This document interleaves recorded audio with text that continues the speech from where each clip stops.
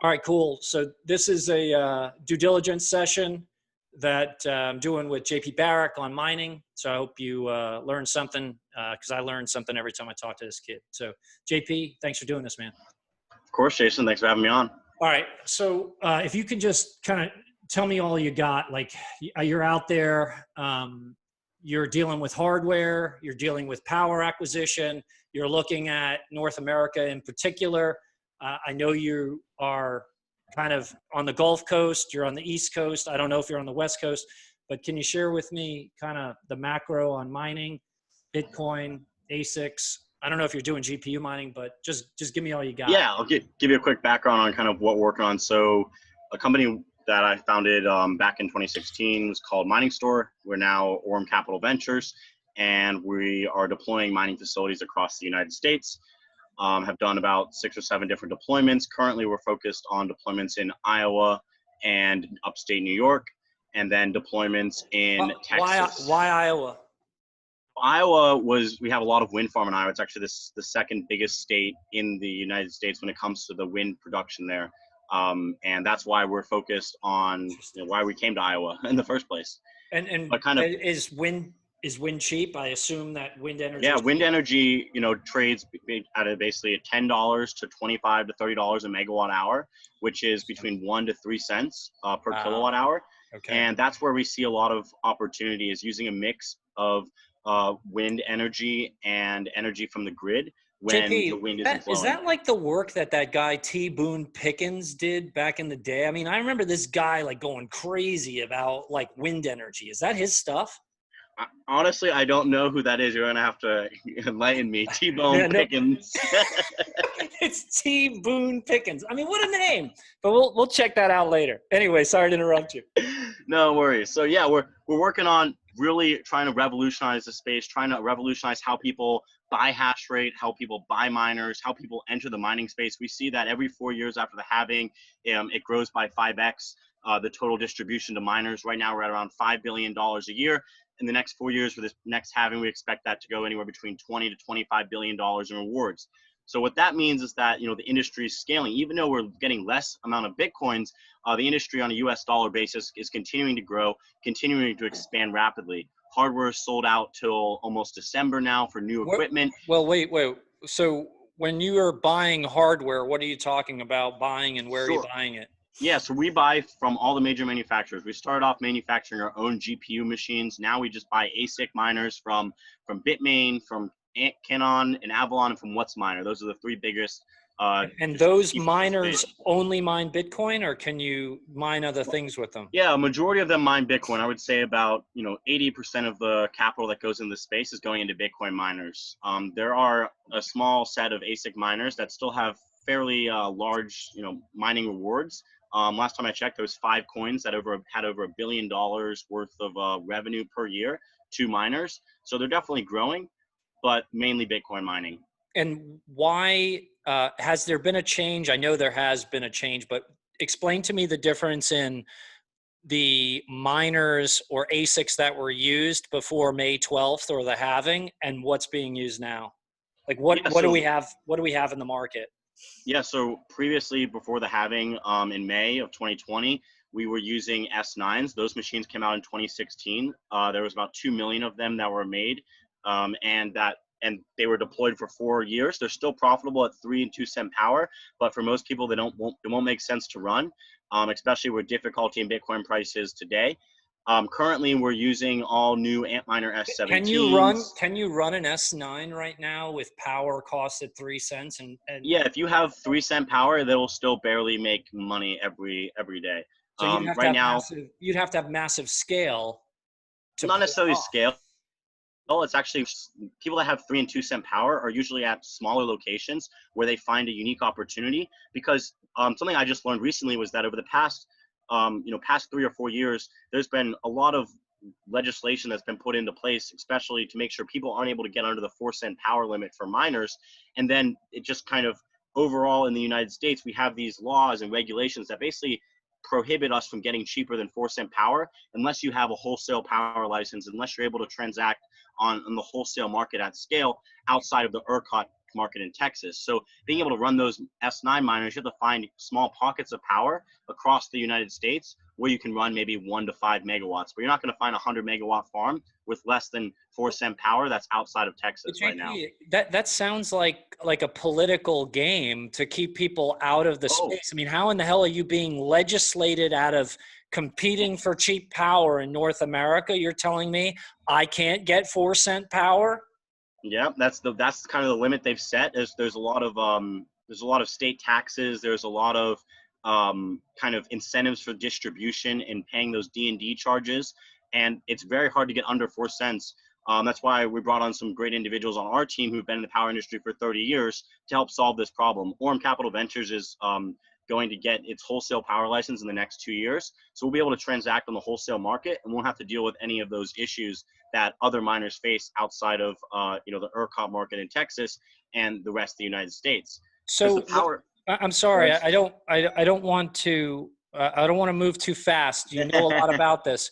When you're focused on the ERCOT market in Texas, what's special about that market? Is it that it's an unregulated state versus a regulated state? Yep. So ERCOT market is the only market that's unregulated in the United States, to the extent where you can buy and sell and transact power there, and any entity can. The problem there is you still have your distribution charges, you still have your different delivery voltages, and to get the cheapest power in Texas, you need to build a substation, which takes about a year to do. And that requires a lot of financing, a lot of capital. The space is still almost on a brink of, real capital coming in and real financing. We've seen massive influx since the halving, but we're still not able to finance substations or miners, at least at scale and for a cheap rate. So you're saying that there isn't normal banking mechanisms that you, as someone who needs big infrastructure investing, and you need lots of CapEx to buy these miners, you can't go to a bank and say, I need to get switch gear, I need power generation gear. They'll just tell you, go kick rocks. Yeah, exactly. There's a lot of misconceptions about where Bitcoin mining is and where it'll be in the next 10 years. A lot of people, still believe that Bitcoin mining can just disappear, which is not the case. It's going to be, in my opinion, Bitcoin mining is one of the best debt-based yield instruments that we have today in the world, and will continue to be one of those instruments over the past, over the next 100 years.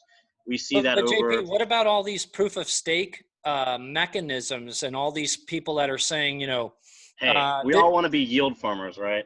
Yeah, but I mean, look, there's a huge opposition to the proof of work model that Bitcoin was, founded on, and all of the energy you're using. Aren't you destroying the earth?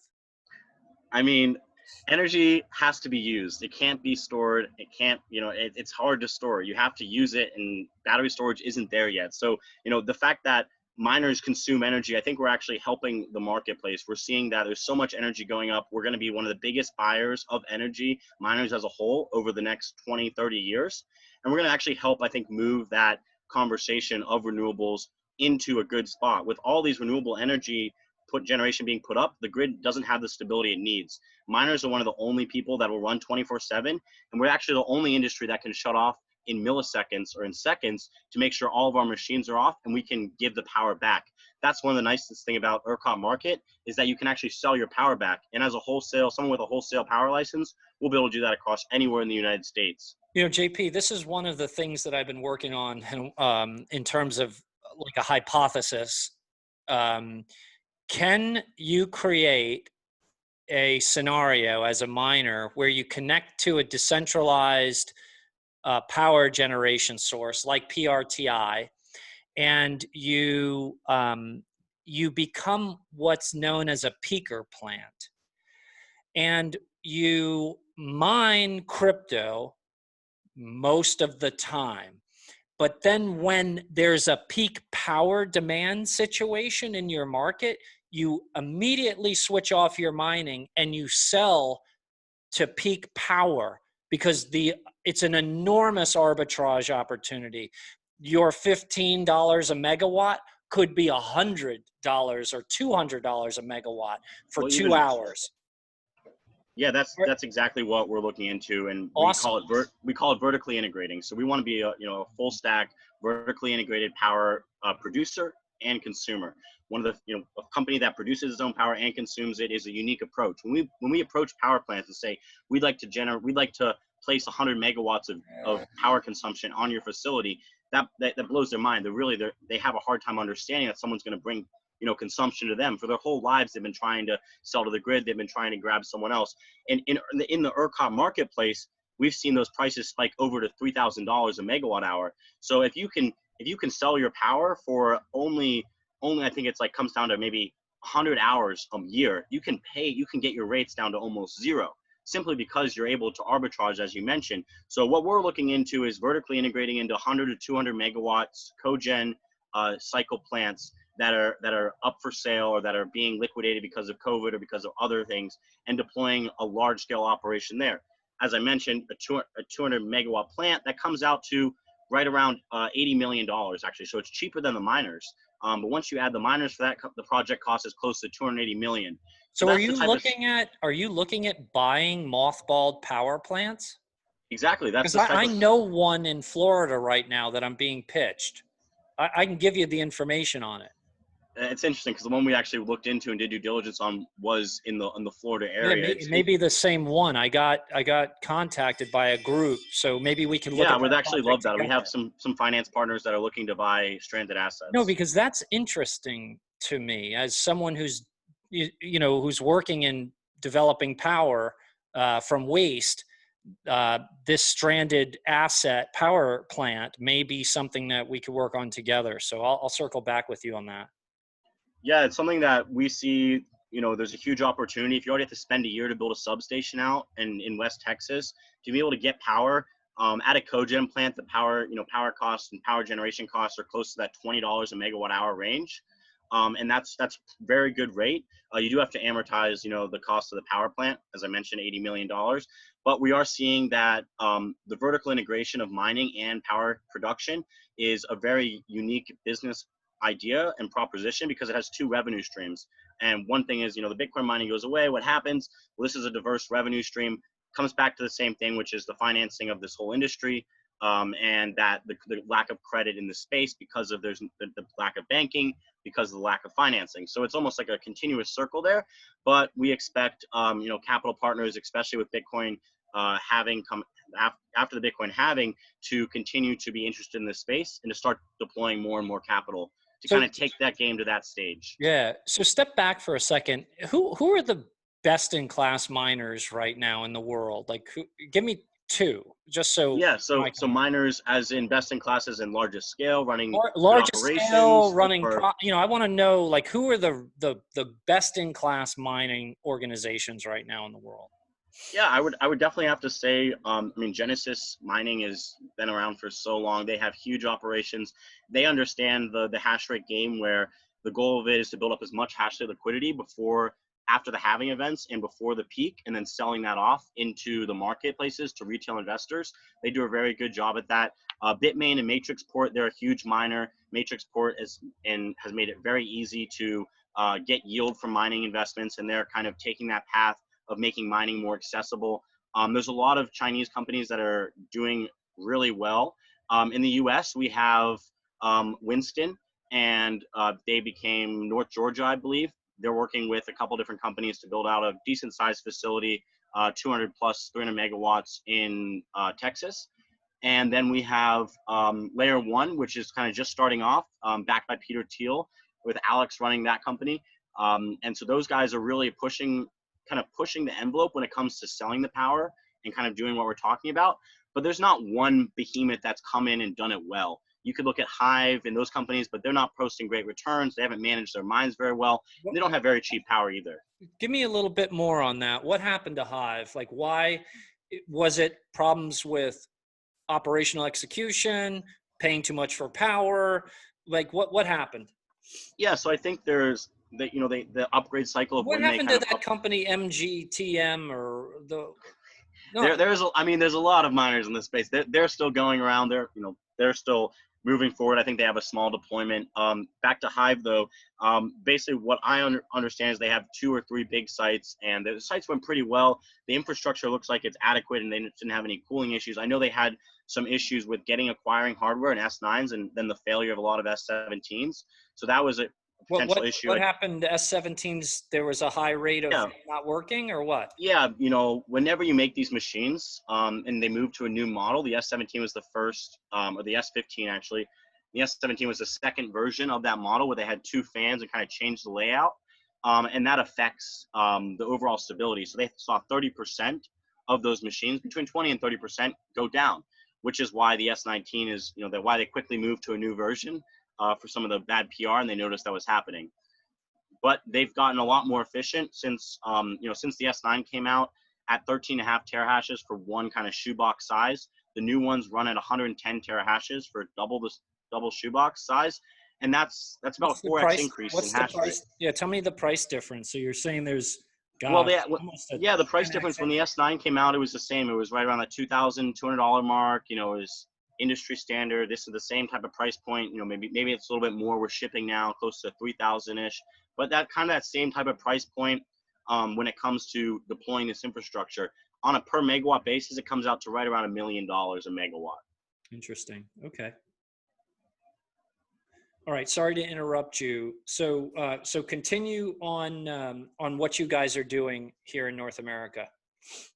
Yeah, so here in North America, we're currently operating at two sites. One is in Iowa and one is in New York. We're looking to expand our New York site into Why are another. you doing it in North America? Like, why aren't you building in China or someplace else? Well, it's a good question. A lot of it is because North America actually, and North America and the United States specifically, actually has a very diverse power market and some really great rates. What happens is you get into the point where you have too many middlemen between the wholesale market and the retail market and where the power is being sold. So the rates that we have in North America and the United States specifically on the wholesale market is very competitive. It's actually cheaper than China and most places over there. We're in the $20 in the teens. And that's we believe that rate will become unlocked to miners and companies that are focused on this space solely over the next 4 to 5 years at scale. I think I tweeted something about that recently, like where America in particular has the cheapest power in the world. Yeah, we do. And it's subsidized very heavily by the renewable generation that's been coming up over the years. Just in West Texas alone, over the next 2 years, between wind and solar, they're estimated to put on 20 gigawatts of energy. Incredible. 20 gigawatts of energy is insane. That's over 300 wind turbines is about 1 gigawatt of energy. So that's an insane amount of energy, an insane amount of solar, and it's all being subsidized through the tax breaks and through the incentives that we have here in the United States. But beyond subsidies, and if you kind of play this out long term, I personally believe that power will be free. Like, I feel like we will become so good at making power through advances in renewables, we won't even be using fossil fuels. We'll be able to make so much power that will light the whole world.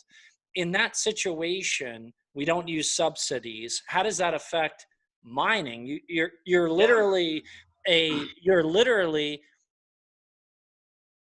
consumer or customer that can use up that power, because the excess power will be literally just not used, right? Yeah, well, on the free power concept and kind of that conversation, the way I view the power markets is they're denominated in USD, which is great. So over the next 20, 30 years, 40 years, we see the dollar still has its reserve currency status, but it's losing trade. It's down to 60% of the world's trade that are done in US dollars.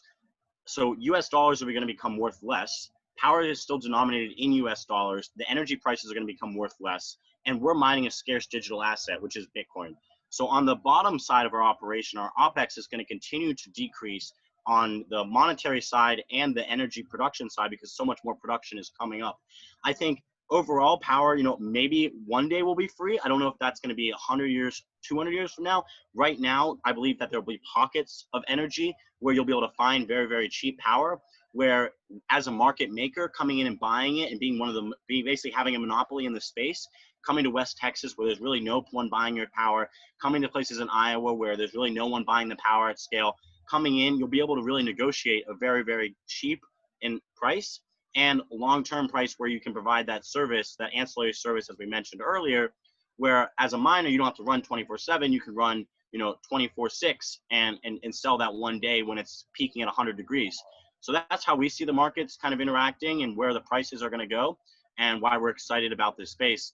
But kind of to your point of why just focus on the US, we actually are not just focused on the US. We have relationships with power companies that we've been building for the past year all over the world. Some of the biggest companies out there like SNC Lavalin, companies in Ukraine and power generation companies there, Petrobras in Brazil, to work with them on kind of that second stage scale, which is you have a generation asset that's old, that isn't profitable anymore. Let's turn it into a big Bitcoin mining facility. And we're talking, 100 megawatt, 200 megawatt, 300 megawatt projects. So over the next 2 to 3 years, we expect those type of players to come into the space where energy companies are going to be pressured from the recent decline in oil and the recent decline in energy prices across the world, and are going to have to react. They're going to have to make decisions, and we're going to have to innovate in their business. So we've been building those relationships over the years to try to help capture those projects and be the managing partner and managing firm for those companies.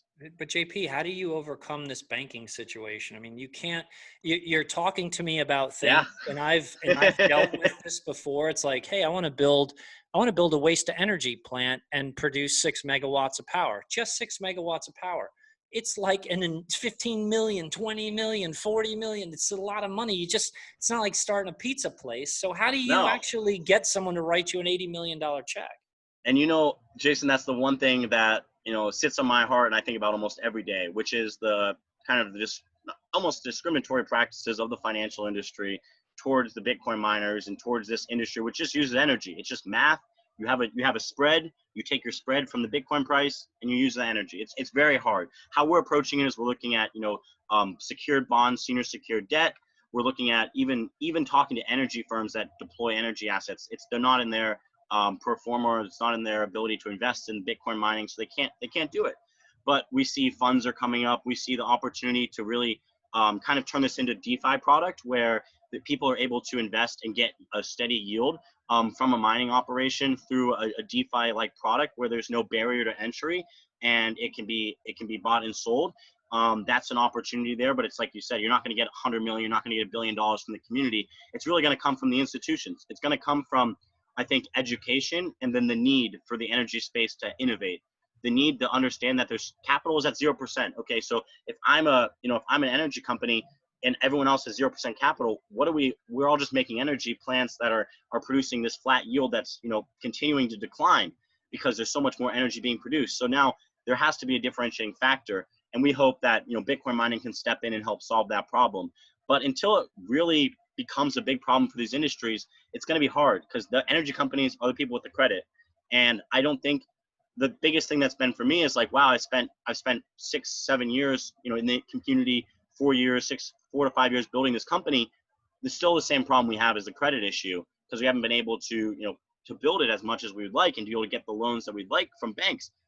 And that puts us in an uncomfortable position. It puts me in an uncomfortable position because you're working really hard and you have this big factor of financing, which it's hard to control. So our goal is to innovate, really. Our goal is to innovate and help, provide the education and the opportunity, but that's a hard process and that takes years. I talk to so many different mining companies and they tell me I've got access to 10 megawatts, 20 megawatts, 300 megawatts, but it's like, well, where's the money? And that's the biggest thing. So, but how do you overcome that? Like it sounds like that's the real barrier to entry. The group that can raise the capital is going to actually pull this off. You're exactly right. The group that's able to merge what we call a bridge between the modern financial system and the decentralized financial system we have with Bitcoin. And why haven't you pursued a SPAC vehicle for this? Actually, I was listening to the call yesterday that Morgan Creek did about the SPAC that they're releasing, and I thought about that. I think it's a very interesting vehicle, providing yield to investors when they're holding cash in the T-bonds and T-bills, and then deploying these assets. Because the biggest thing with miners is you're exactly right. You have 10, 20, 30 megawatts. Everyone has power. The question is what is that price of power, and then how fast can you deploy there? So for us, it's really, can you have that capital getting yield somewhere else and then be ready to flip into a mining investment and very quickly convert? So we're looking at SPACs, we're looking at an investment trust, we're looking at a fund and trying to figure out what's the best vehicle to scale this up. Yeah, very good, very good.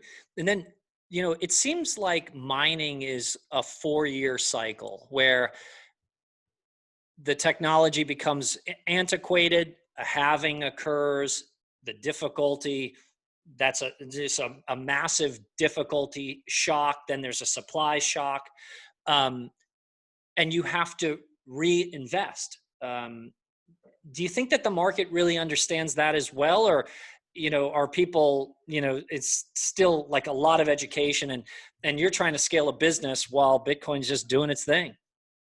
The Bitcoin mining market, I think, understands that the professionals in the space, and they do. But people that are just coming in, when people buy the hardware coming in 2 years, they don't understand the how quickly that hardware is going to depreciate and where the lifespan of that hardware is. So I would say that you're exactly right, because for us, the best time to deploy miners is right now. But for the rest of the investing community, well, Bitcoin's at $9,000. Why would I want to get in now? The one they want to put capital in is when Bitcoin's at 100,000, when Bitcoin's at 30,000, when Bitcoin's at 50,000. By then, deploying assets, you're like, we don't even know if it's going to profitable. We're not going to, because you're buying and it's almost not too late. But we believe that there is an 18-month to 24-month window to mine cryptocurrency after the halving. That's when your profits are going to be made. And after that, it's better to liquidate your equipment into the market. It's better to sell your hash rate out. Interesting. And that's a hard sell, because the price is what drives investor sentiment. You're looking at it maybe the same way I am, but maybe differently. So let me just unpack what you said. I have to make an upfront investment in hardware, OpEx, et cetera. And it takes a certain amount of time for me to recover that investment. It could be 18 months or 2 years, just because of the price expansion or attraction of Bitcoin. But then I have really just 2 years to make profit in regards to my 4-year investment cycle. Is that what you're saying? Or how are you looking at this? No, I would say that, it's going to come down to, so the first year, if you do a $100,000 investment at a 4-cent power rate, you're going to make right around $60,000. The second year, you're going to make, in our estimates, around $90,000 from the mining rewards. And that's going to be like month 24. What are you pegging Bitcoin at to so run we don't model on the Bitcoin price. We model on US dollar per terahash, which trades in backwardation. And we model that off of the previous halving data, and then take a sensitivity analysis off of that to provide investors with 3 different strategies on where we see the market going. Interesting. Because the US dollar per terahash number is the number that, pays us at the end of the day. Bitcoin might be at 30,000, but it depends what the difficulty is, and it's going to depend on how efficient your machines are. So that's really kind of comes down to how we model it and how we can provide investors that information, because that return profile is going to look different on older machines versus the newer machines. But you're only deploying new machines, right? Correct. Only deploying new machines, and that's where where the capital's going towards. At around 100K, you're going to get right around 0.13 of a megawatt. So it's very. I mean, just keeping this simple, because I want to put money into this space, but it always gets so it's just very complicated. Why don't I just buy Bitcoin? Yeah, so over the past 4 years, buying Bitcoin would have resulted in a great return. But actually, mining and which is really an example of dollar cost averaging, is a better way to get in over the space over the long term. Because at the end of the day, if you time Bitcoin mining right, have you actually run those models that if I we have versus from the past 4 years mining, is mining a better way to go? Better return over since the past halving. So from 2012 to from 2016 to 2020, it was better to mine Bitcoin than just to buy it upright. And and that doesn't include the hardware resale value. So if you only mine for 2 years and you're selling your hash rate, which is what Genesis and which is what most of the mining companies do, is it's all about liquidating the hash rate at the right time. You want to be liquidating when Bitcoin is spiking, and that's why we see the value of equipment rise 3 to 4 to 5x the cost of it, because you can get a return on your debt investment that you put in 2 years ago. Wait a minute. When you say liquidate your hash rate, you're saying you sell your machines as Bitcoin spikes? You might be selling your machines into the market, because there's a lot of new buyers coming that are looking to get into the space. You might be selling your hash rate in long-term contracts with companies like BitOda, where you sell a year of future returns at a high rate. Those are all opportunities. So it really comes into, to be profitable in mining, you need to enter and exit in the right time frames on that 4-year cycle. you need to understand that cycle. Other than that, it's a fairly easy investment. And How are you guys managing all this? You've just hit me with backwardation, sophisticated modeling, mining, power generation, power substation construction. There's engineering, architecture, everything. Why everything. are you the person who can pull off all of this magic and then provide me with this with Bitcoin? I mean, It comes look, down man, to the right partners, as you know, Jason, the right partners, having the people that have already built the substations there, putting all the pieces together, having the people that manage the power and do the power trading, making sure they're 30-year veterans like we have in this space, having traders and working with some of the best OTC desks, so you have the lowest cost of liquidating your coins, working with mining pools, so you have the lowest fee, and partnering with them. And so you're collecting returns, selling your hash rate at a premium above what the market's paying, for on NiceHash and other platforms. It really comes down to being very, very, just running a very tight operation. As you know, with PRTI, it's 24/7. It never stops. And it's something that, as a 22-year-old, heck, man, I'm just put my head down and said, let's do this. And it's been a really an experience over the past 4 years. And I realized, you can't do everything. But what I can do is I can approach the problem at a different angle, and I can innovate. And that's what we're doing at Orem, and that's what I'm doing personally. are you still bullish on this space? Like this is 100% of your focus. You've been doing this a long time.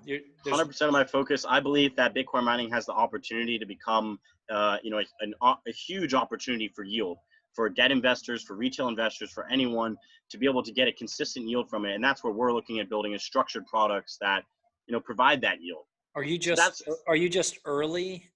Is that what's the rate limiting factor right now? Is that you're just so early? We're just early. You're exactly right. We are. So why not build something smaller and stop talking about 100 or 300 megawatts? Build something smaller and just prove it. Be like a cash flow machine. Yeah. So so we have the 10 megawatts we have now, which is, it's just running, but there were a lot of old machines. So right now we're working on filling up those machines, because that's exactly, what we want to be able to prove. Right now for 10 megawatts, you need $10 million. So 10 megawatts would be $10 million. Yep. Get it. And that's about I think a 35% IRR is what we're estimating over 2 years without any hardware resale. And if you're selling the hardware in 24 months, the IRR is going to be much higher, because you can get. So what are you producing? If you're running 1 megawatt, you're producing what type of hash rate on 1 megawatt? Yeah, so 1 megawatt would be right around 33,000 terahashes. Got it. So you're 333,000 terahash per second. Okay, got it. Okay, how many machines is that? Just estimating. So there's 330 machines, new machines in 1 megawatt. So on a 10 megawatt, right around 3,000. Right. So wait a minute. These are smaller. Whatever you call them, because you're not having to put up, 1,500 machines to mine 1 megawatt. Yeah. Well, so 1 megawatt of S9s was 720 machines. Yeah. But these are double the size. So it's the same type of size. Oh, wait a minute. So and it's you're the same saying power that the S19 is double the size of an S9. Okay. Mm-hmm. Wow. I haven't seen an S19. And yeah. So power to the wall, is it 2,800 watts? Yeah, so the power to the wall is 3,300 watts on an S19. Wow. Okay. The power on an S9 was 1,400. Right. So Got it. A little increase. It's a 500 watt increase. And what is obviously you can't use the power supplies from the S9. What are those power supplies looking like to the S19? Are they stable? They're basically just built right on the machine. Actually, I have one right here, but yeah, they're built right on the machine. Yeah. Do you grab it? Do you mind grabbing it? I'd like to see it. Just don't get it wet in the ocean there. It's weird that you carry can you kill your background for a second and then show it to me? Oh no, I didn't set up the background, so I'm going to turn it off. All right, that's cool. Can you see it? Yeah. That's the power supply? The power supply right there. On top of those two big fans. Yep, these two plugs right here. Got it. Okay, very cool. And that was an S19. This right here is an S17, I believe. Okay, but it's similar to the S19. Yep, that was the one that had the 30% default. This one's actually getting shipped back for that exact reason. That's why it's out, not running. And can you ship them back in the US, or are you having to send them back to China? So thankfully, there's a Bitmain has a facility in California, but it's closed due to COVID, in the city of industry. So they'll fix it there and get it up and running. Yeah, but that's a pain in the butt. Pain in the butt and expensive, right? You're losing downtime, depreciation on the asset, and you have to ship it. So Okay, it's definitely got it. important to have, on-site ability to repair machines when you get to scale. Are you putting these machines in data centers, traditional data centers that you see people, use like Google or Amazon, tier 1, tier 2 data centers? Are you putting them in, spent shopping malls that have stranded power? Are you putting them in Connex containers? I mean, what does your 10 megawatt setup look like? Yes, it's a great question. So in the first 10 megawatts we did, it was a mix of 3 containers in one building. What do you But we mean wanted container? What do you mean container? 3 40-foot containers, shipping containers. Yeah. With one side is all vents, one side is all fans. The air goes in and the air goes out. There's no air conditioning. Are they inside of a building, or are they outside? Nope, outside, running perfectly fine. Just really, when it comes down to mining, it's all about the airflow. So we want to make sure that the air is being moved away from the chips at a very quick rate, and that there's no air getting stuck in close to the machine, no hot air getting stuck by the chips, and no air coming out the wrong end. Why? Well, that'll just build up pockets of hot air, and that causes a positive feedback loop, which will then lower the hash rate of the machines. So that's why when it comes to building a facility, it's really important to have a great seal and to Wait have a enough minute. cooling. The machines are kind of smart or intuitive, and if they start to overheat, they start to slow down. So you lose mining efficiency. Eventually, if it gets too hot, they'll just shut off. Yep, they'll go to zero and they'll just keep trying to cycle and turn on. So Got it. that's And what is the operating temperatures that you're looking to, like optimal operating temperature of the S19, let's say? yeah. So I think the that they recommend are between so they do it in Celsius, but for Like Fahrenheit terms, 45C, right? yeah, that's like the highest you want them to be. So Got in it. kind of in Fahrenheit, since we aren't using any air conditioning, we're pulling in 80-degree air, Wow. 90-degree air. In Texas, sometimes even 100-degree air, and it's going through the machine. It might be coming out. Right now, it's about 77 degrees here in Iowa, and I believe the air is coming out of the machine at close to 114 Fahrenheit. But the So machine's operating fine with that because machines, it's pulling in 80-degree air, it's putting out 114-degree air, and you're just ramming that air out the other side of the Connex. exactly. As long as the Why air aren't you doesn't get capturing that hot air to do things with it? You just haven't gotten there yet? yeah, I mean, just haven't gotten there yet. It's also not, it's not a root problem that we're trying to solve. I understand. Yeah, look, again, I get that. Financing is where the money's at. All right. So look, I think that stepping back from this, I get the hardware opportunity. So there could be a financing opportunity simply to get you access to rigs, and I can finance that adventure. I could also approach it and finance power generation, your substation, what have you. I could invest money there. I can invest money in the total business and get some exposure to Bitcoin as well. Yep. How do you see Bitcoin, in closing here, just because you're so, I would expect that, how Bitcoin performs is essential to your business. How do you see Bitcoin performing in the next 4 years? Take me through the rest of this year, 2021, and into 2024, the next half. Yeah. So on the Bitcoin, conversation, no one has a, Crystal sphere, ball. Yeah. crystal ball. But, I think that I guess, had the opportunity to watch the space grow and mature from where it was at $170 a coin and kind of see the trend. And one of the things that, I really kind of have taken in from that is that Bitcoin does crazy things. And when it's growing, it moves in trends. It either goes up or down. And so we had a 2-year downtrend. And I think after the halving event, we're going to start building momentum because of just the amount of coins that are now coming into the market. And that momentum takes time to build. I'm estimating that by the end of 2021, sometime between October and December, the price will hit over $200,000, over $250,000. End of 2021. Correct. You think that Bitcoin will be at $200,000? Correct. End of 2020, maybe 2022, sorry. Oh, So look. it's very important. It's very important. But So, why? Why does Bitcoin go to $200,000 by the end of 2022? and so it comes down, as I mentioned, to the momentum. Bitcoin is an asset class, as we kind of mentioned earlier, where investors don't want to get into mining unless the price is going up. And that has a very positive feedback loop that continues to build. So now that the miners went from earning let's say $150,000 a day to only $75,000 a day, that's a huge issue, because there's that bottom economics. They have real effects in the business. The power cost stays the same. So the competition gets harder and the game keeps going on. It's not going to stop. We see that momentum continues to build as less coins are out there, as machines become harder to get, and the time frame keeps moving out. That over the next 2 years, so in 2021, the price will continue to rise. In 2020, the price will continue to rise, and it'll slowly incline to a point where in 2022, it'll very, very quickly be finding a peak. And what I mean by that is that if Bitcoin doubles in a week, in my opinion, you should sell it. If Bitcoin doubles in price in 1 week, that's the point, where we're getting up there to the point where this is an overvalued asset, and it makes more sense to now go into a cash position, or look for other alternative assets. There's something called the MRKV score I like to use, which is a score of when you should buy Bitcoin on a scale of 1 to 6 or 7, or 0 to 6 or 7.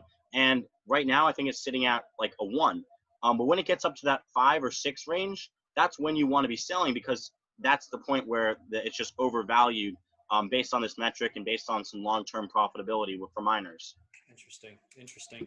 All right, look, this is a lot of information. And by the way, I want to do this again because I have so many questions about mining. Where can people reach you if they have questions about, learning more, investing in what you're doing? I'm certainly looking at this. This is just me doing due diligence, and I appreciate your time, but how can people reach out to you? Of course. No, I appreciate the opportunity. And people can reach out to me, JP Baric on Twitter, or orumcapitalventures.com. You can check us out there and set up a meeting to learn more about how you can get involved either in cryptocurrency mining or in investing in the company. When we work with investors, we like to go hand in hand with them, and not hold. Most people in this space, they're hosting facilities where you just run your machines at their facility. We like to kind of work with our investor to make sure they're entering and exiting at the right time and providing them the best yield. As I mentioned, we're working on yield products, so a win for them is a win for us. It's awesome, man. All right. Well, look, I've taken enough time from you at the beach there. It looks beautiful. I don't know what beach you have in Iowa, but make sure you got some sunscreen on. Thanks again, Jason. And by the way, for those of you who don't know, I think I bought one of your GPUs that you were running in your dorm room. That was like the first GPU we hooked up at PRTI.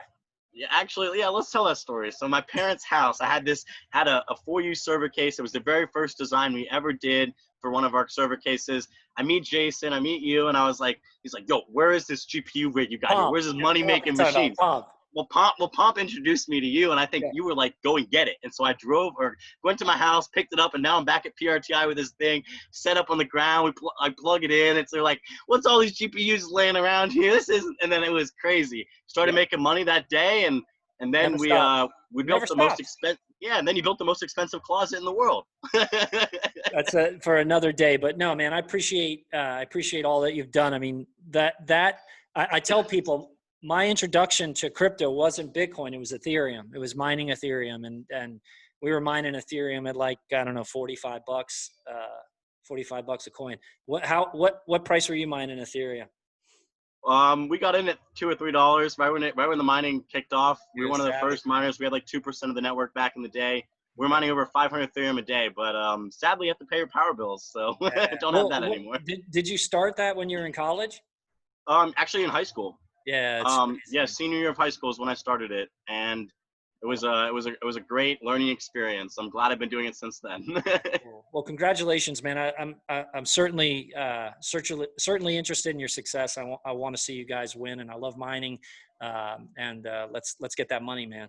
I appreciate it, Jason. Thanks again for the time. Talk soon. Bye-bye.